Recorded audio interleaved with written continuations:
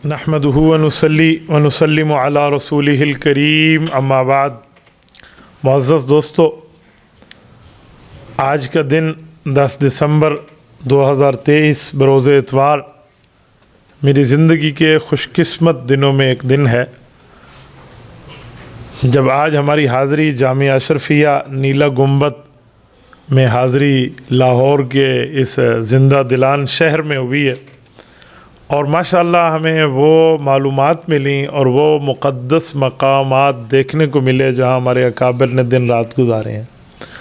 हज़रत मुफ्ती मोहम्मद हसन रहमतुल्लाह ताला अलैह, हज़रत थानवी रहमतुल्लाह ताला अलैह की निशानी हज़रत के खलीफा मुजाज़, उनके उस कमरे में अल्लाह ताला ने जाने की तौफ़ीक़ अता फ़रमाई जहाँ उन्होंने बड़े बड़े असातीन इल्म को नबी पाक सल्लल्लाहु अलैहि वसल्लम का फ़रमान पढ़ाया है। इसी तरह उस्ताज़ुल कुल हज़रत मौलाना रसूल ख़ान हज़ारवी रहमहुल्लाह इछड़ियाँ वाले, उनकी दरसगाह देखने की तौफ़ीक़ मिली। हज़रत के फैज़ से और हज़रत के वास्ते से अल्लाह पाक इनकी उम्र में इल्म में बरकत अता फ़रमाए। हज़रत मौलाना इदरीस कांदलवी रहमतुल्लाह अलैह, हज़रत मौलाना अब्दुर्रहमान अशरफ़ी रहमहुल्लाह और इसी तरह हज़रत मौलाना मुफ्ती जमील अहमद थानवी रहमतुल्लाह ताला अलैह। तो अल्लाह पाक जज़ाए खैर अता फ़रमाए हमारे भाई मुतीउर रहमान साहब को, भाई सैफुल्लाह को, जिनके वास्ते से अल्लाह ताला ने मुझे यहाँ आने की तौफ़ीक़ दी है। आप लोग खुशकिस्मत हैं, आप इतनी अच्छी जगह में और इतनी बरकतों वाले मकाम पे आप बैठे हैं। मैं दो चार बातें आपकी खिदमत में वो अर्ज़ करता हूँ जिससे मुझे भी फ़ायदा हो, आपको भी फ़ायदा हो। देखें, पढ़ाई तो बंदे को कहीं भी मिल जाती है, लेकिन इन अकाबिर के साथ रहकर, इन अकाबिर के बुनियाद वाली जगहों में करीब रहकर बैठना, ये बड़ी सआदत की बात है। कुरान करीम में इसकी दलील मौजूद है। आप 15वां पारा उठाएं, पहला सफ़ा उठाएं, सूरत बनी इसराइल उठाएं, पहली आयत उठाएं, तो अल्लाह ताला इरशाद फरमाते हैं, सुब्हानल्लज़ी असरा बिअब्दिही लैलम मिनल मस्जिदिल हराम इलल मस्जिदिल अक़सा। इसमें अल्लाह ताला ने रसूलुल्लाह सल्लल्लाहु अलैहि वसल्लम के सफ़र इसरा को ज़िक्र फरमाया कि जो मस्जिद हराम बैतुल्लाह से शुरू हुआ और बैतुल मुक़द्दस तक अल्लाह ताला ने सैर कराई है। अल्लाह ताला इसकी वजह बयान फरमाते हैं, रीज़न बयान फरमाते हैं, बेस बताते हैं, बुनियाद समझाते हैं कि सफ़र मैंने क्यों कराया। तो रब्बे करीम फरमाते हैं अल्लज़ी बारकना हौलहु, ये वो जगह है जिसके इर्द गिर्द रब्बे करीम ने बरक़ात रखी हैं। अल्लज़ी बारकना हौलहु लिनुरियहु मिन आयातिना। अल्लाह ताला नबी पाक अलैहिस्सलाम को इन बाबरकत जगहों में इसीलिए ले गए कि अपने निशानियाँ आयात आप अलैहिस्सलाम को दिखाएं। तो नबी पाक सल्लल्लाहु अलैहि वसल्लम ने उन निशानियों को देखना है और वो बरकत की जगह है। इससे पता चला कि हम इस्तिबराक बिल अमकिना के कायल हैं। इस्तिबराक बिल अमकिना का माना कि जो मकान होता है, जो जगह होती है, जो ज़र्फ़ होता है, जो इलाका होता है, अगर वहाँ पर कोई बाबरकत शख्सियात रहे हों या कोई बरकत का काम हुआ हो या कोई अच्छाई का काम हुआ हो, तो वो बरकत सिर्फ़ उसकी ज़ात तक नहीं रहती, उसकी बात तक नहीं रहती, साहिब बरकत की बरक़ात उस मकान तक भी होती हैं। तो अल्लज़ी बारकना हौलहु में समझ आया कि हम इस्तिबराक बिल अमकिना के कायल हैं, तो मकान में भी बरक़ात मौजूद होती हैं साहिब बरकत की। तो जो अल्लाह ताला ने नबी पाक अलैहिस्सलातु वस्सलाम को वहाँ सैर कराई, तो उस बरकत की मज़ीद हुसूल के लिए इससे समझ आया कि हमें भी बरक़ात का हुसूल लेना चाहिए। और ये हमारे अकाबिर का तरीका रहा है कि वो बरक़ात के हुसूल लेते थे। मैं ज़्यादा दूर आपको नहीं ले जाता। हज़रत इमाम बुखारी रहमतुल्लाह ताला अलैह का नाम दुनिया जानती है। सही बुखारी उन्होंने जमा फरमाई है। हाफिज़ इब्न हजर अस्कलानी रहमतुल्लाह अलैह ने फ़तहुल बारी बुखारी की शरह का मुक़द्दमा हदीयुस सारी में लिखा है कि हज़रत इमाम बुखारी रहमतुल्लाह अलैह फरमाते हैं, क़मतु बिल हिजाज़ सित्तत अअवाम, मैं 6 साल हरमैन में मैंने गुजारे, मक्का मुकरमा में, मदीना तैयबा के अंदर। और वहाँ पर बैठकर हज़रत इमाम बुखारी हरमैन में बड़े बड़े अकाबिरीन और असातीन इल्म से पढ़े हैं। मसलन इमाम बुखारी के उस्ताद हैं इमाम अब्दुर्रहमान अल-मुक़री रहमहुल्लाह। आप सही बुखारी पढ़ेंगे, वह बिही क़ाल हद्दसना अब्दुर्रहमान, ये जो आएगा ये वही उस्ताद हैं। ये मक्का मुकरमा के हज़रत इमाम साहब के उस्ताद हैं। ऐसे अबू हफ्स कबीर रहमहुल्लाह हैं, ये भी हज़रत इमाम बुखारी के उस्ताद हैं और ये बाज़-औक़ात मदीना तैयबा में रहे, बाज़-औक़ात मक्का मुकरमा में रहे। और ये दोनों इमाम बुखारी के उस्ताद حضرت امام اعظم ابو حنیفہ رحمہ اللہ کے شاگرد ہیں، تو حضرت امام بخاری نے ان سے پڑھا ہے۔ اس سے ہمیں ایک بات سمجھ آئی کہ امام بخاری فرماتے ہیں جب میں نے پڑھ کے صحیح بخاری لکھنا چاہی تو جو ابواب تھے، ابواب کہتے ہیں باب مین چپٹر ہیڈنگ کو، جو چپٹر ہیڈنگ ہوتی ہے، مثلا امام بخاری رحمہ اللہ نے احادیث جمع کرنی ہے وحی پر، تو اوپر باب آ گیا، باب کیف کان بدء الوحی الی رسول اللہ صلی اللہ علیہ وسلم۔ امام بخاری نے مسئلہ جمع کرنا ہے نکاح کا، اوپر کتاب النکاح لکھا ہوا آ گیا، پھر اس کے نیچے ابواب آ گئے۔ یہ جو ابواب لکھے امام بخاری نے، وہ فرماتے ہیں میں نے ریاض الجنہ میں بیٹھ کے لکھے۔ ریاض الجنہ مسجد نبوی کے قریب نبی پاک صلی اللہ علیہ وسلم نے جس مقام کو جنت کے باغوں میں سے باغ فرمایا، وہاں لکھے۔ تو حضرت امام ابن حجر اسقلانی رحمہ اللہ المتوفی 852 ہجری، وہ فرماتے ہیں کہ امام بخاری نے کیوں کیا؟ فرمایا امام بخاری نے استبراق بالامکنہ کی رعایت کی ہے۔ استبراق بالامکنہ کا معنی کہ وہ مکان جس میں برکات موجود ہوں، تو امام بخاری نے اپنی صحیح بخاری کی ابتدائے تصنیف، ابتدائے تالیف، ابتدائے تحریر وہاں سے فرمائی جس جگہ اللہ تعالیٰ نے نبی پاک صلی اللہ علیہ وسلم کی زبان اقدس سے فرما دیا کہ برکات کی جگہ ہیں۔ تو میں نے یہ دوسری دلیل دی ہے کہ ہم استبراق بالامکنہ کے قائل ہیں۔ آؤ میں اس کے بعد تیسری دلیل آپ کی خدمت میں رکھتا ہوں، جو جگہ برکت والی ہوتی ہے تو کیسے ہے؟ حضرت مولانا شاہ رفیع الدین رحمہ اللہ، یہ ہمارے دارالعلوم دیوبند انڈیا کے سب سے پہلے محتمم ہیں۔ حضرت نانوتوی رحمۃ اللہ علیہ، حضرت مولانا قاسم نانوتوی رحمۃ اللہ علیہ دارالعلوم دیوبند کے بانی ہیں، محتمم اول نہیں ہے۔ محتمم اول حضرت مولانا رفیع الدین رحمہ اللہ ہیں۔ انہوں نے خواب دیکھا تھا، نیند میں نبی پاک صلی اللہ علیہ وسلم کی زیارت سے مشرف ہوئے اور اللہ کے رسول صلی اللہ علیہ وسلم کو خواب میں دیکھا۔ اور حدیث پاک بھی آپ جانتے ہیں کہ جس نے نبی کو خواب میں دیکھا اس نے نبی کو ہی دیکھا ہے، شیطان نبی کی شکل اختیار نہیں کر سکتا۔ فرمایا من رآنی فی المنام فقد رآنی فإن الشیطان لا یتمثل بی۔ تو نبی پاک علیہ السلام کی زیارت سے مشرف ہوئے تو حضور اقدس صلی اللہ علیہ وسلم نے اپنے ہاتھ سے ایک چھڑی لے کر ایک گول دائرہ لگایا زمین پر اور فرمایا اس سے علم کی ہوائیں پھوٹیں گی، یہ مدرسے کی بنیاد، دین کی بنیاد ہے۔ تو یہ خواب میں تھا معاملہ۔ یہ صبح اٹھے تو سوچنے لگے جو میں نے خواب دیکھا تو ساتھ والی حویلی میں اللہ کے رسول صلی اللہ علیہ وسلم نے نشان لگایا، تو ذرا برکت کے لیے وہاں چلا جاؤں۔ مولانا رفیع الدین فرماتے ہیں جب میں وہاں گیا تو وہ نشان ویسے ہی لگا ہوا تھا جیسے حضور نے رات میں لگایا تھا۔ آج وہاں دارالعلوم دیوبند کا 9 درہ قائم ہے۔ 9 درہ کا معنی وہاں ایک ایسا برآمدہ ہے جس کے 9 گیٹ ہیں، 9 دروازے ہیں، 9 درے ہیں، اسے نور درہ بھی کہتے ہیں، 9 درہ بھی کہتے ہیں، وہ وہاں پہ قائم ہے۔ جس طالب العلم کو سبق یاد نہیں ہوتا، اساتذہ کہتے ہیں بیٹا کتاب اٹھاؤ اور ادھر جا کے بیٹھ جاؤ، برکات نبوی وہاں ایسے ملتے ہیں کہ بھولا وہ سبق بھی منٹوں میں یاد ہو جاتا۔ یہ استبراق بالامکنہ کی تیسری دلیل ہے کہ جگہ مبارک ہو جاتی ہے۔ تو میرے ساتھیوں، یہ 3 دلیلیں میں نے اس لیے بیان کی ہیں کہ آپ نیلا گنبد جیسے جامعہ اشرفیہ لاہور میں بیٹھے ہو، یہاں وہ لوگ جن کے علمی قد کو دیکھنے میں ہماری ٹوپیاں اور پگڑیاں گر جائیں، اتنی بلندی والے، یہاں پر وہ علماء بیٹھے ہیں، وہ اساتین علم بیٹھے ہیں، وہ اکابرین بیٹھے ہیں جنہوں نے اپنی زندگیاں یہاں لگائی ہیں۔ ان جیسی بابرکت جگہوں میں آپ بیٹھے ہو تو آپ خوش قسمت لوگ ہو۔ آپ اپنی قسمت پر اشک کرو کہ ہم اس جگہ میں اللہ تعالیٰ نے ہمیں جمع فرما دیا جس جگہ میں اتنی برکات ہیں، جس جگہ میں اتنے معاملے موجود ہیں۔ یقین مانیے آپ حیران ہو جائیں گے۔ میں آپ کو ایک جملہ کہتا ہوں، حضرت سید احمد شہید رحمۃ اللہ علیہ، سید احمد شہید یہ حضرت شاہ ولی اللہ محدث دہلوی رحمۃ اللہ تعالی علیہ کے قافلے کے، اور اسی طرح حضرت شاہ اسماعیل شہید رحمہ اللہ یہ حضرت شاہ ولی اللہ محدث دہلوی کے پوتے ہیں، غالباً شاہ عبد الغنی رحمہ اللہ کے فرزند ہیں۔ یہ لوگ جب دارالعلوم دیوبند کی جگہ سے گزرے، جب یہ شاملی کا میدان ابھی سجا بھی نہیں تھا، اس وقت 1831 سے بھی پہلے کی بات کر رہا ہوں، جب سکھوں سے جنگ کے لیے، تو انہوں نے اس جگہ ٹھہر کر علم کی فضاؤں کی خوشبوئیں سونگی تھیں۔ اس سے بھی ہٹ کے ایک بات سناتا ہوں، قرآن حدیث کی بات نہیں ہے، یہ بات ہسٹری کی ہے۔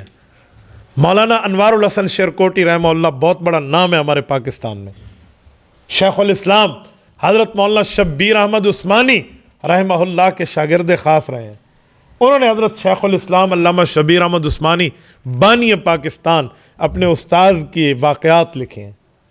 اس واقعات میں وہ لکھتے ہیں کہ ہم نے ہسٹری میں یہ بات ہسٹوریکل یہ پڑھی ہے, سمجھی ہے کہ جب حضرت آدم علیہ السلام کو رب کریم نے زمین پہ نازل کیا تو ان کی بیوی آپ کی اور ہماری اماں جان حضرت اماں حوا کا جو ورود اور نزول ہوا ہے وہ جدہ میں ہوا ہے.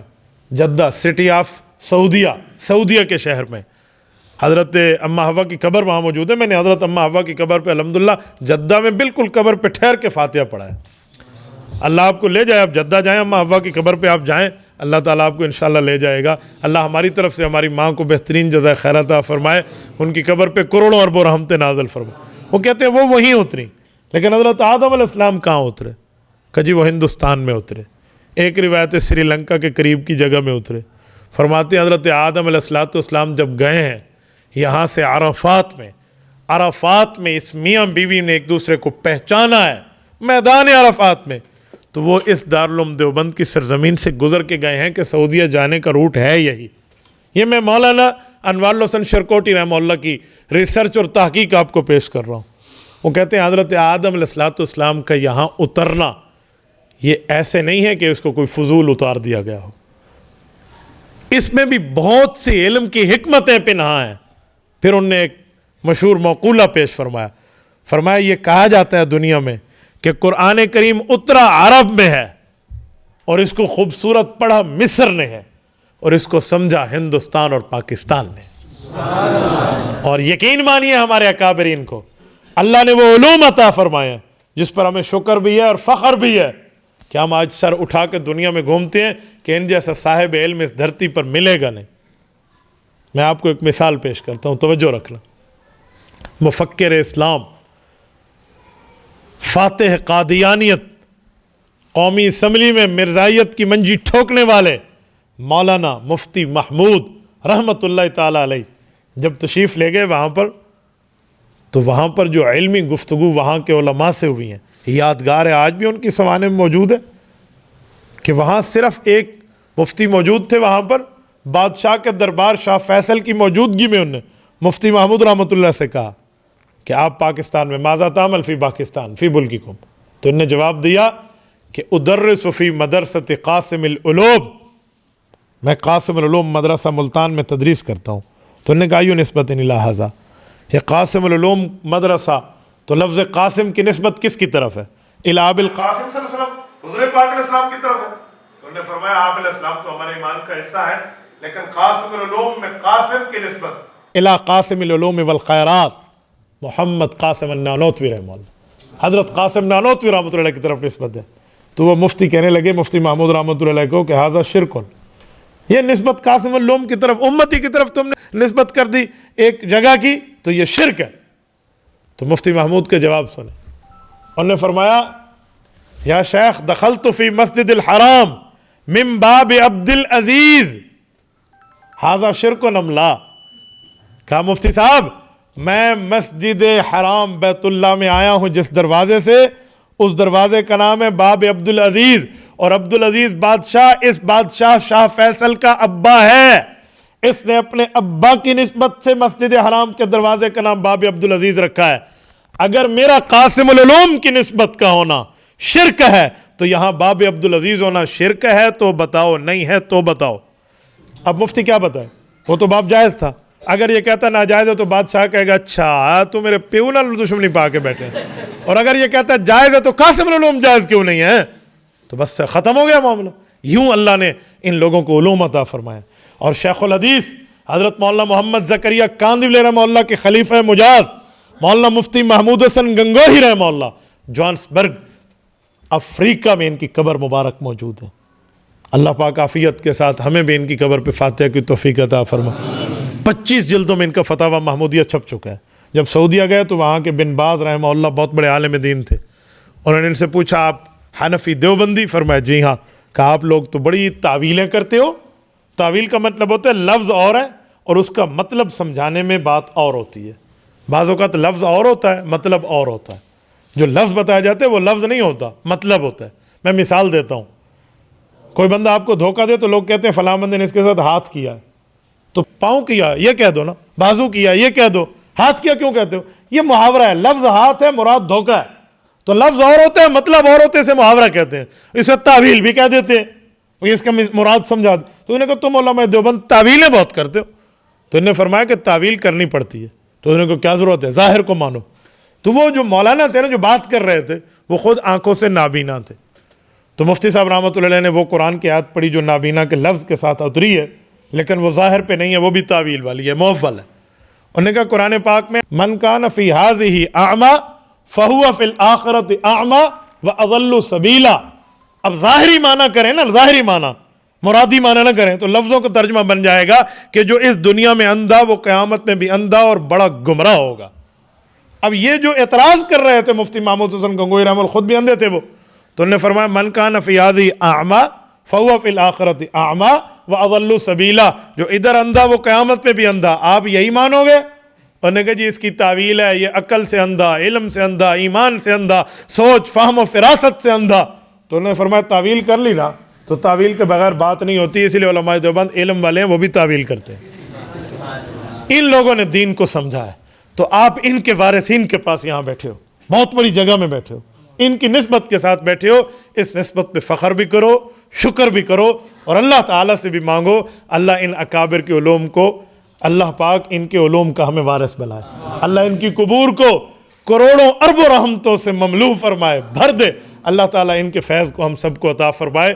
تو میں نے خلاصہ سے بات چلائی تھی، الذی بارکنا حولہ، اسی پر 3 دلیلیں میں نے وہ دی ہیں، پھر 2 بطور تائید باتیں آپ کی خدمت میں کی ہیں، 3 اور 2 5 ہیں، تو نمازیں بھی 5 ہیں اور گفتگو کے محور بھی 5 ہیں، یہ 5 باتیں میں نے آپ کو سمجھانے کے لیے کی ہیں۔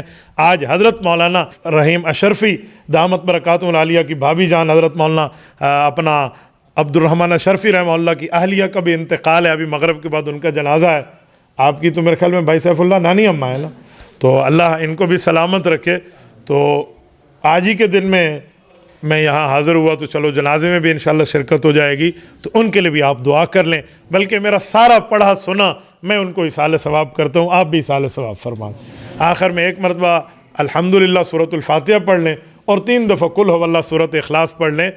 طبرانی معجم الصغیر میں حضرت عمر کی روایت ہے، میرے پاک پیغمبر نے فرمایا جو 3 مرتبہ سورۃ الاخلاص پڑھے گا اللہ اس کو پورے قرآن کا ثواب عطا فرمائے۔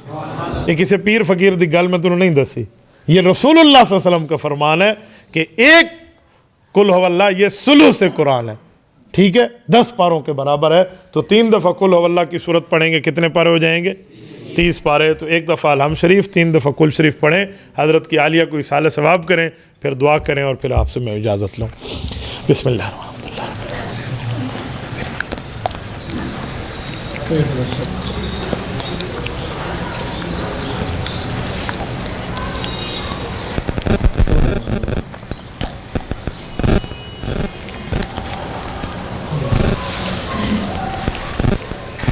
الحمد للہ رب العالمین والعاقبۃ للمتقین والصلاة والسلام علی سید الرسل وخاتم النبیین۔ اے اللہ ہمارا یہاں آنا قبول فرما، ہمارے ان بزرگوں قبور کے اوپر قبروں پر کروڑوں اربوں رحمت نازل فرما۔ اے میرے مولا، اے میرے مولا، اے میرے مولا، حضرت کی اہلیہ کا انتقال ہوا ہے، ان کی مغفرت فرما، پسماندگان کو صبر جمیل عطا فرما، ان کے آخرت کے منازل کو آسان فرما۔ اللہم اغفر لحینا و میتنا و شاہدنا و غائبنا و صغیرنا و کبیرنا و ذکرنا و انسانا۔ اللہم من احییتہ منا فاحیہ علی الاسلام ومن توفیتہ منا فتوفہ علی الایمان۔ اے میرے مولا، جو حضرات یہاں تشریف لائے ہیں، جو بیٹھے ہیں طلباء، اے اللہ ان کے علم میں، عمل میں اضافہ فرما، عمر میں، صحت میں اضافہ فرما، جو اساتذہ پڑھا ان کے پڑھانے میں اضافہ فرما، اے اللہ ان کو پڑھنے کی، پڑھانے کی توفیق عطا فرما، اور اس کو قبول اور مقبول فرما۔ اے اللہ ان تمام حضرات کے فضائل سے، ان کے واسطے سے ہماری نسلوں میں بھی علم کو جاری اور ساری فرما۔ صلی اللہ تعالی علی خیر خلقہ محمد وعلی آلہ واصحابہ اجمعین برحمتک یا ارحم الراحمین۔